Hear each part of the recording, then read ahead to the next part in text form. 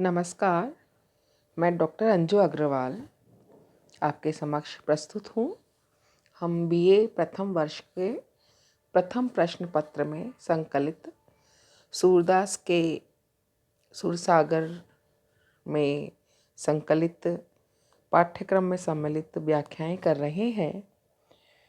पिछली 2 व्याख्याएं हम कर चुके हैं सूरदास की, और जैसा कि हमने उन व्याख्याओं में भी देखा कि सूरसागर जो है वो सूरदास का सबसे मर्म स्पर्शी और वैदग्ध्यपूर्ण अंश जो है वो हमको सूरसागर में भ्रमर गीत ही दिखाई देता है, जहाँ पर कवित्व और शास्त्र एकाकार हो गए हैं।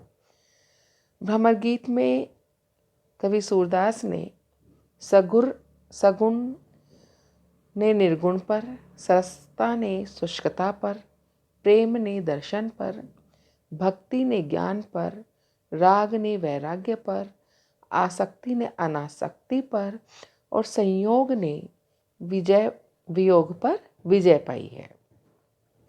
तो हम यहाँ पर देखते हैं कि कैसे जो अनपढ़ ग्वालिनें हैं, गोपियाँ हैं, वो ज्ञान का गर्व रखने वाले उद्धव से किस प्रकार से वार्तालाप करती हैं, कैसे उनके वचनों में वक्रता है, वाग वैदग्ध्य है, कैसी कलात्मकता है, नोक झोंक और तर्क वितर्क पूरी तरीके से उद्धव से वो करती हैं। और ऐसे ही उद्धव से तर्क वितर्क करते हुए सूरदास का ये भ्रमर गीत का ये पद्यांश भी हमारे समक्ष प्रस्तुत है।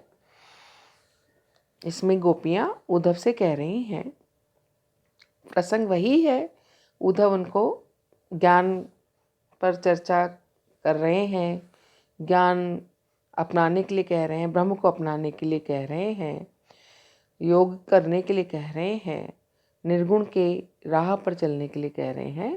तो उस निर्गुण निराकार ब्रह्म की साधना करने के लिए जब उद्धव गोपियों से कहते हैं, गोपियाँ उनको जो जवाब देती हैं वही जवाब इस पद्यांश में आया है। गोपियाँ कह रही हैं,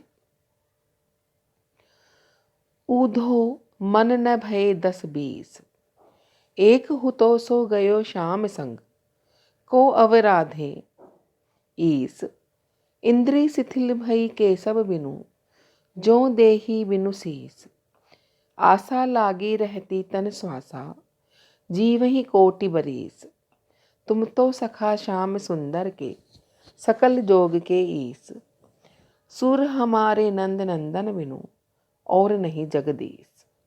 अब यहाँ पर जब उद्धव उनके बिल्कुल पीछे ही पड़ जाते हैं कि तुम श्री कृष्ण के प्रेम को भुलाकर ज्ञान का निराकार का की राह अपनाओ, तब गोपियाँ कह रही हैं कि हे उद्धव, हमारे पास में मन न भये 10-20, हमारे पास में 10-20 मन नहीं है, हमारे पास में एक हुतो सो गयो श्याम संग, हमारे पास तो एक ही मन था, एक ही हृदय था जो कि उन श्री कृष्ण के साथ में चला गया। तो फिर को अवराधे ईश, तो फिर किस मन से उस ईश की, उस ब्रह्म की हम आराधना करें। कि हमारे पास में 10-20 मन होते तो एक आधे मन से हम निर्गुण निराकार उस ब्रह्म की, उस ईश की जिसकी तुम बात कर रहे हो, उसकी आराधना कर भी लेते। लेकिन ईश्वर ने हमको एक ही मन दिया है, हमारे पास एक ही मन था, और वो मन भी अब श्री कृष्ण के साथ साथ में मथुरा चला गया है। तो फिर हम कौन से मन से, एक ही मन होता है, वो मन अगर चला गया है श्री कृष्ण के साथ में, तो हम किस मन से ईश्वर की आराधना करें। कि अगर 10-20 मन होते हैं उद्धव, तो हम जरूर तुम्हारी बात मान लेते और उस ब्रह्म की उपासना कर लेते।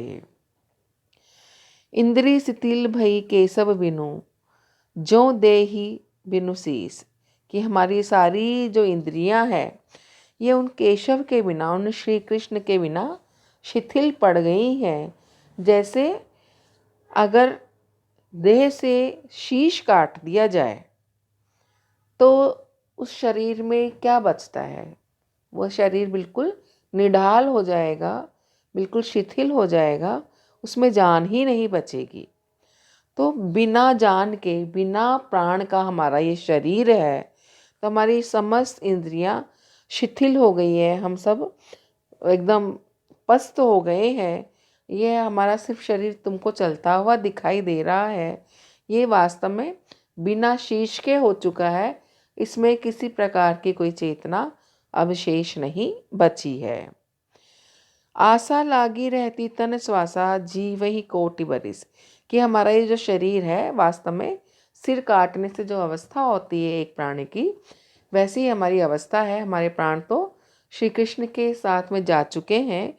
अब ये जो तुमको इस शरीर में श्वास दिखाई दे रही है, जो तुमको जीवित दिखाई दे रहा है, तो आशा लागी रहती तन श्वासा, कि इस शरीर में बस एक आशा है, श्री कृष्ण के दर्शन की अभिलाषा, श्री कृष्ण से मिलने की आशा जो है, उस आशा के कारण ही हमारा ये बिना सिर का, बिना प्राण का ये शरीर भी श्री कृष्ण से मिलने की आशा के कारण ही करोड़ों वर्ष तक जीवित रह लेगा, या इसमें सांसें चल लेंगी, सिर्फ इस आशा से कि हमको श्री कृष्ण के दर्शन अवश्य ही सुलभ होंगे, हम श्री कृष्ण के दर्शन कर पाएंगे।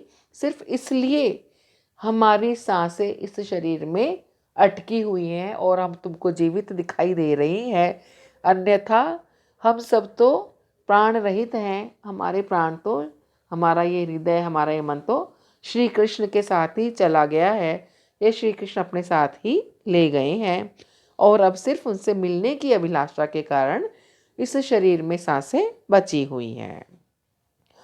तुम तो सखा श्याम सुंदर के सकल जोग के ईस, सुर हमारे नंद नंदन बिनु और नहीं जगदीश, कि तुम तो श्री कृष्ण के सखा हो, उन श्याम सुंदर श्री कृष्ण के सखा हो, सकल जोग के ईश्वर हो, अर्थात सब योग को जानने वाले हो, उसमें निपुण हो।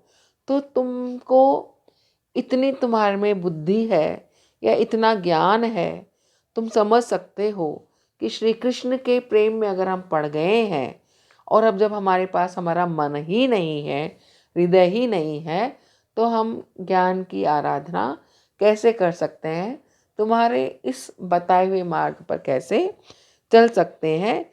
सूरदास कहते हैं कि गोपियाँ उद्धव से कहती हैं कि वास्तव में नंद के नंदन उन श्री कृष्ण के अलावा इस संसार में, इस जगत का कोई ईश्वर हमारे लिए नहीं है, हमारे लिए सिर्फ श्री कृष्ण ही ईश्वर है।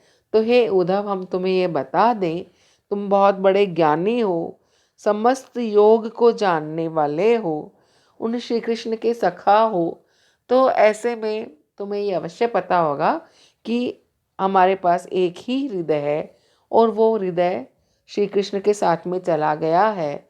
तो अब हम उस तुम्हारे उस ब्रह्म का जो मार्ग है, उस मार्ग को नहीं अपना सकते।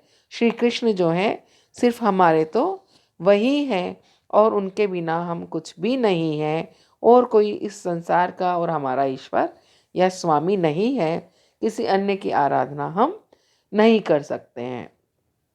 तो ऐसे में श्री कृष्ण को अपना सर्वस्व बता करके यहाँ पर उद्धव को गोपियाँ निरुत्तर कर देती हैं, और उद्धव को भी कुछ नहीं सूझता कि वो आगे क्या बोलें। तो ये गोपियों का तर्क वितर्क, उनके भावों की तीव्रता यहाँ पर हमको दिखाई देती है। अगले व्याख्यान में हम अगला पद्य करेंगे। धन्यवाद।